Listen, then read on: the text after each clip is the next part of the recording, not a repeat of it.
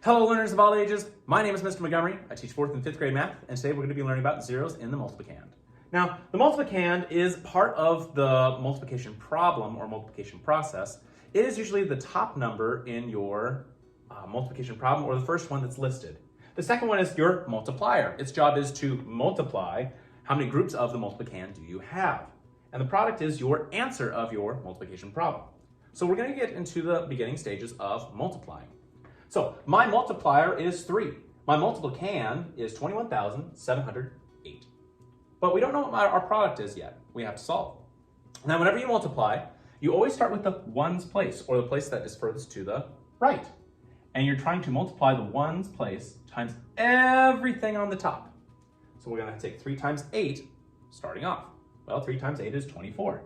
Well, I can't write 24 in a place value that has one space or one numerical value, so I'm going to have to carry my 2. Now I have 3 times 0. Well, the 0 property of multiplication says that anything times 0 is 0. But I still have my 2 up here, so I'm going to add that 2 to 0. 2 plus 0 is 2. 3 times 7 is 21. I'm going to put my 1 down here. Going to carry my 2 here. 3 times 1 is 3, plus 2, that's 5. And 3 times 2 is 6. So my answer for this problem should be 65,124. Now what if I had a multiplication problem that looked like this? 2 times 5,209. Well, a lot of students might try this. We have 5,209. You technically could do this. You would have to take every single digit starting from the right-hand side all the way over, but that would be a lot of space down here.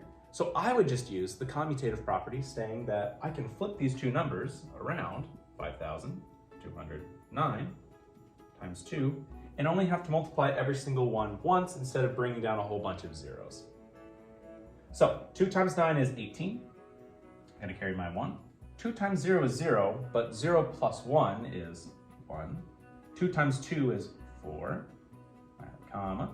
2 times 5 is 10. So my answer should be 10,418. All right, my 5th graders, if you take a look at page 37, you'll see that we're going to be working through problems number 1, 9, and 12. The directions say, use rounding to estimate, then multiply. Now there is one method where the distributive property is taught in your book, but looking into the future of how we multiply with double-digit and triple-digit numbers, the distributive property won't be as useful as before. But if you're still curious on how to use the distributive property and learn how to multiply these, I'm going to go over one of them right now.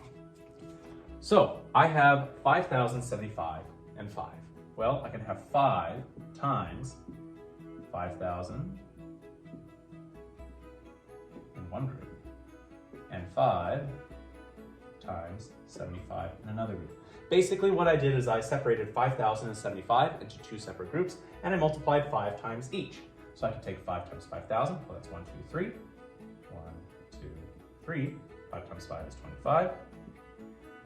And we got to figure out what 5 times 75 is. So off to the side, I can do 75 times 5. 5 times 5 is 25. 7 times 5, well, that's 5, 10, 15, 20, 25, 30, 35. Plus 2, 37. Okay, so I have 375.